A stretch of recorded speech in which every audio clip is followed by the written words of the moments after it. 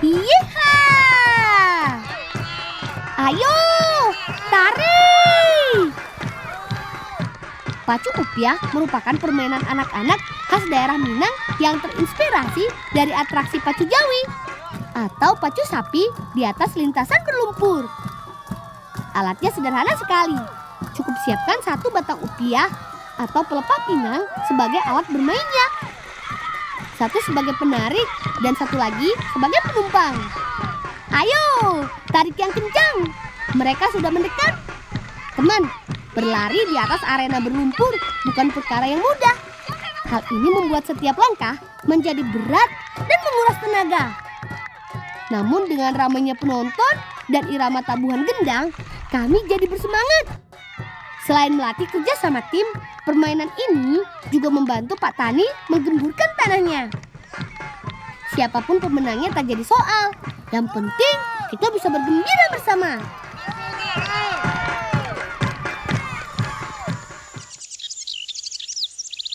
Kambing kita enggak?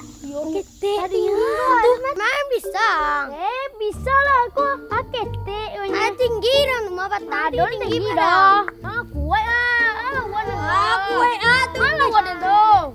Iku murah kete. Aku. Jangan sombong dulu kamu, Yud. Belum tahu kan lawan kamu siapa? Itu lawan Nanga. Nah, itu lawanmu, si Beruk. Walang na siap. Alah, po.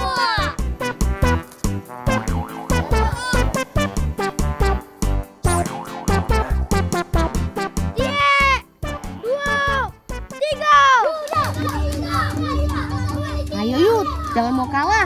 Katanya kamu jago manjat.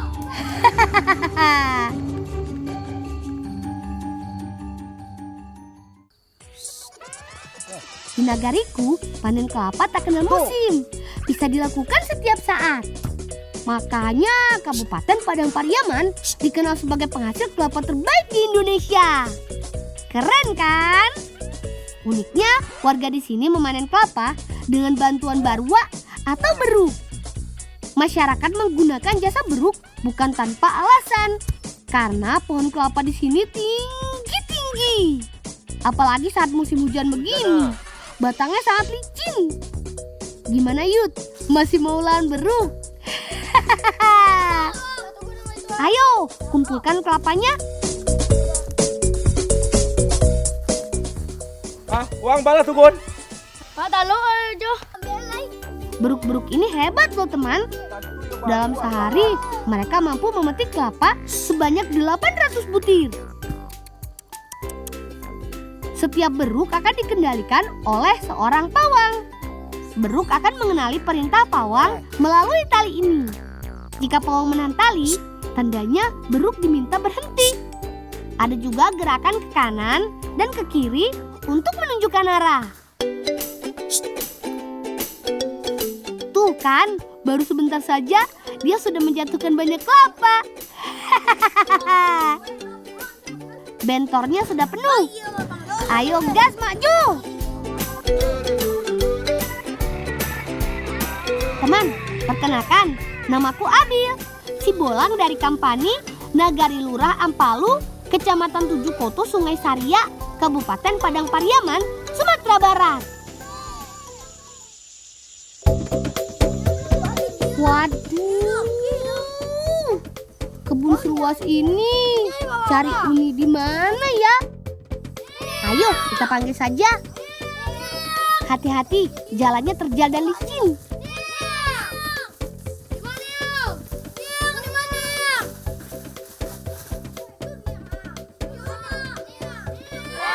Makan mah tadi baru tiba baru. Akhirnya ketemu juga sama Uni Yeni. Teman, sore ini kami membantu Uni Yeni untuk mengambil jantung pisang. Uni akan membuat makanan spesial dari jantung pisang. Daripada penasaran, kita bantu cari yuk. Nah, ini dia jantung pisang incaran kami. Kami membutuhkan jantung pisang dari jenis pisang kepok. Teman, Kata Uni, jantung pisang merupakan bagian dari bunga pisang. Kita harus memilih jantung pisang yang bunganya sudah tumbuh menjadi buah pisang yang tua. Dengan begitu, buahnya masih tetap bisa dipanen. Ngomong-ngomong, Yuda sama Fadil dapat jantung pisangnya enggak ya? Daripada salah, yuk kita datangi saja. Aku murah wanya. Tinggi mah. Iya ada manje. Tunggu aja bolang. Wah.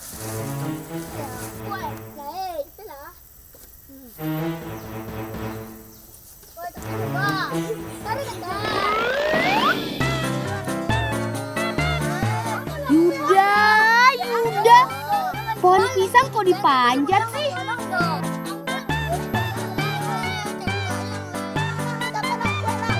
Aku jadi penasaran, ini ya nih mau buat makanan apa ya dari jantung pisang ini?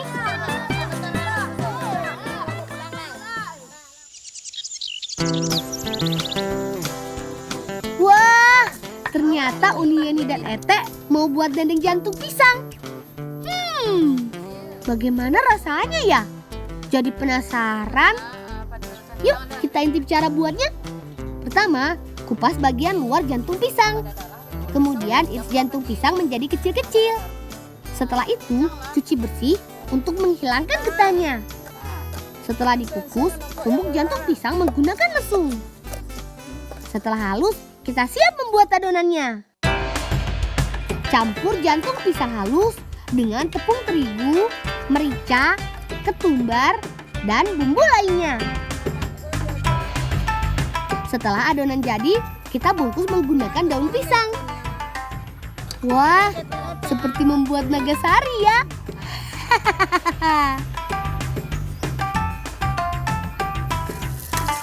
Adonan siap dikukus kembali.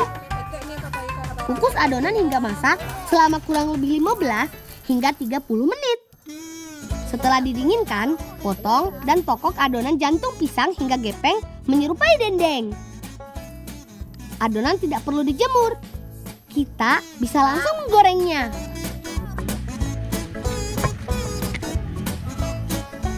Siapkan wajan berisi minyak panas yang cukup. Setelah itu, masukkan dendeng basah ke dalam wajan. Sreng, sreng, sreng. Goreng dendeng jantung pisang hingga kering. Dendengnya sudah matang. Ayo, kita santap. Pasti kalian juga penasaran kan bagaimana rasanya?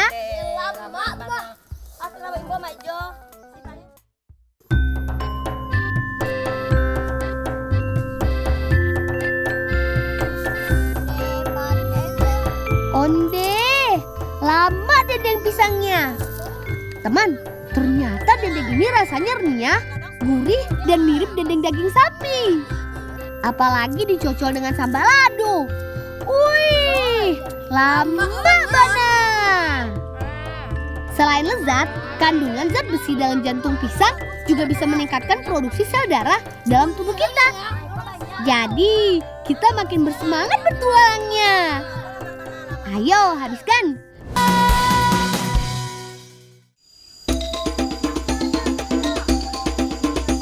Jo, pacah kira tiba di bawah Jo. Ngapa cara kau jual nanca bentar aja?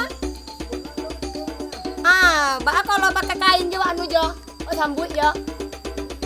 Ya tunggu si bolang malah si bolang tadi ya. Nah, itu Uni Yeni. Pagi ini kami mau membantu Uni Yeni dan Mak Jo panen buah ambacang. Kami akan membantu Uni Yeni menangkap buah ambacang dengan bantuan sarung. Ayo Mak Jo, mana buahnya? Iya, ambacangnya mendarat dengan sempurna, aman dan tidak pecah.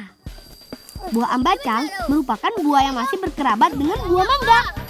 Hal ini dapat dilihat dari bentuk, warna kulit, dan daging buah. Bahkan tekstur buah ambacang sekilas memang terlihat sama dengan mangga. Perbedaan keduanya mungkin dapat diketahui dari rasa, warna, dan paling mencolok adalah baunya ambacang yang lebih harum menyengat. Meskipun kualitas buahnya masih di bawah kue nih, tapi aroma buahnya yang harum sangat cocok untuk campuran berbagai masakan dan minuman. Kalau jangan 8 buah 2 aja. Kalau duluan bawa pulang banyak.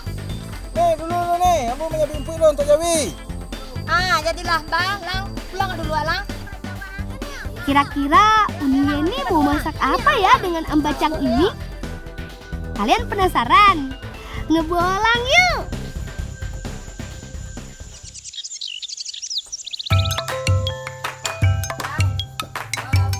Ternyata Uni Yeni mau buat kue saten lapis selai ambacang.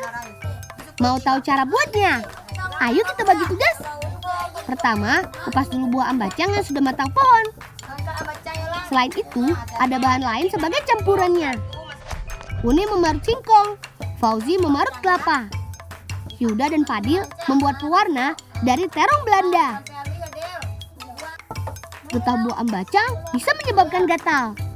Tetapi jika buahnya masak, getahnya hanya terdapat pada kulit buahnya saja.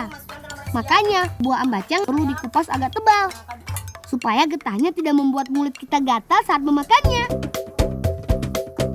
Setelah itu, ambacang harus kita tumbuk sampai halus. Semua bahan sudah siap. Uni akan membuat adonannya. Parutan singkong dicampur dengan pewarna alami dari terong Belanda, labu kuning, dan juga sari daun sawi.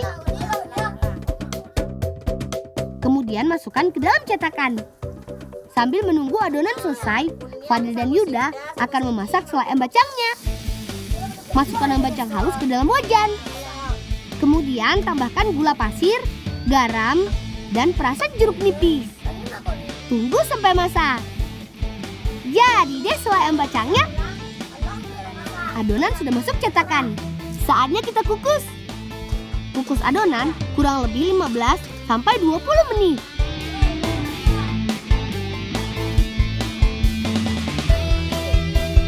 Hingga kita susun deh lapisnya.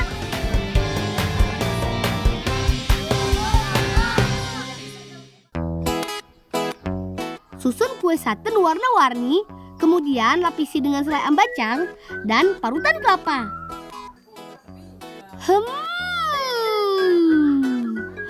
Harum sekali baunya. Jadi nggak sabar ingin menyantapnya. Saatnya makan. Nyam. Kue saten ini rasanya sangat legit dan kenyal di mulut. Lezatnya kue saten tidak cukup sampai di situ. Lapisan selai ambacang yang asam manis dan gurihnya parutan kelapa membuat lidah kami bergoyang.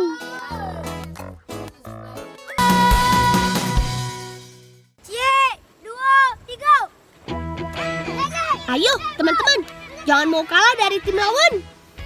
Permainan ini namanya bola tangan. Aturan mainnya dengan cara mengoper bola menggunakan tangan sampai ke wilayah garis gawang lawan. Jangan sampai bola direbut lawannya ya. Oleh sebab itu, kita harus kerjasama yang kompak. Woi, pelanggaran! Wah, apa wasit? Supaya adil, ada wasit yang mengatur permainan ini. Bolanya, bola!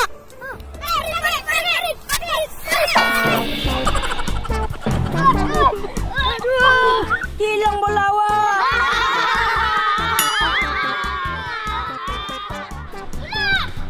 Yup! Hore! Masuk! Tuan tim bolang. Tambahan nilai untuk kita, teman. Makasih Arit, berkat pengorbananmu, tim lawan jadi lengah. Bersakit-sakit dahulu, bersenang kemudian.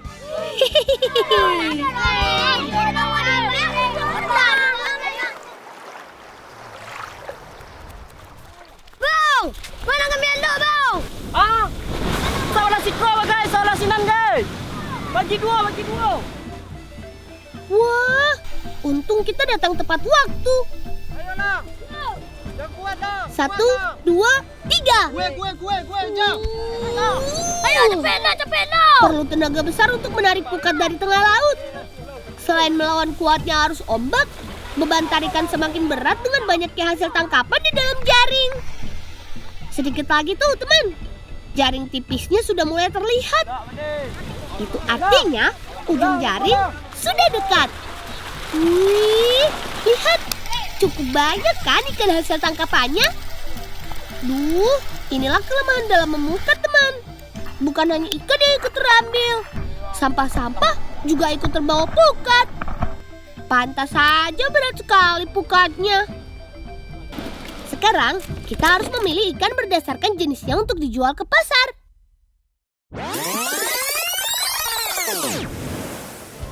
Oh iya, diperlukan waktu 2 hingga 3 jam dalam proses memukat ikan atau memuke. Dimulai saat perahu diturunkan dari satu titik daratan pantai menuju ke tengah laut.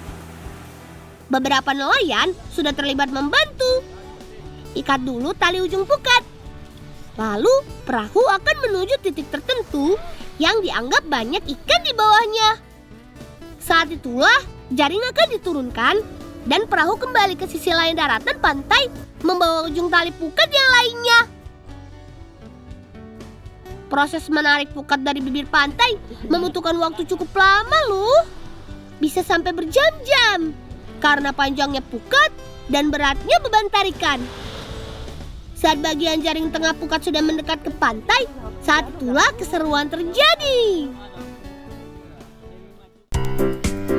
Kami juga ikut turun untuk menarik pukat dan melihat seberapa banyak ikan yang didapat. Seru kan? Dan berakhir pada tahap pemilihan ikan ini deh.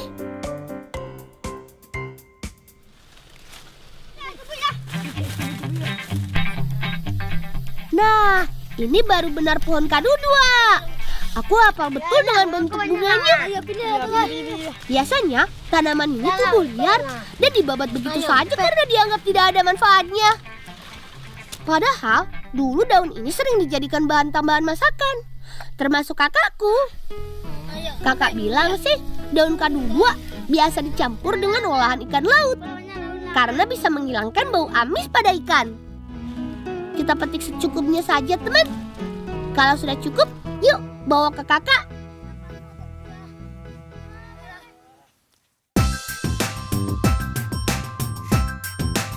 Menu yang akan kami masak ini namanya palai maco. Dalam bahasa Indonesia berarti pepes ikan maco. Tentu dengan bumbu dan resep khas Minang dong. Nih, lihat saja cabenya. Banyak sekali kan? Bukan masakan Minang kalau tidak pedas. Bahan-bahan seperti cabai rawit, kunyit, dan kelapa parut semua diulek sampai halus. Sambil kakak menyiapkan ulekan bumbu, aku siapkan juga bahan lainnya. Ini yang menjadi pembeda. Ada tambahan daun kadu 2 dan daun tapak leman. Kata kakak sih, daun kadu 2 dan tapak leman punya khasiat untuk menghilangkan bau amis pada ikan. Resep warisan nenekku ini masih dipakai sampai sekarang loh. Baiklah, semua bahan sudah siap. Sekarang tinggal kita campurkan dengan ikan maco hasil memuke tadi. Aduk sampai bumbu meresap ke ikan. Kemudian bungkus deh pakai daun pisang. Palai maco sudah siap kita masak. Caranya dengan dipanaskan di atas seng. Tunggu sampai daun pisang berubah warna dan gosong, baru deh kita balik. Supaya masaknya merata.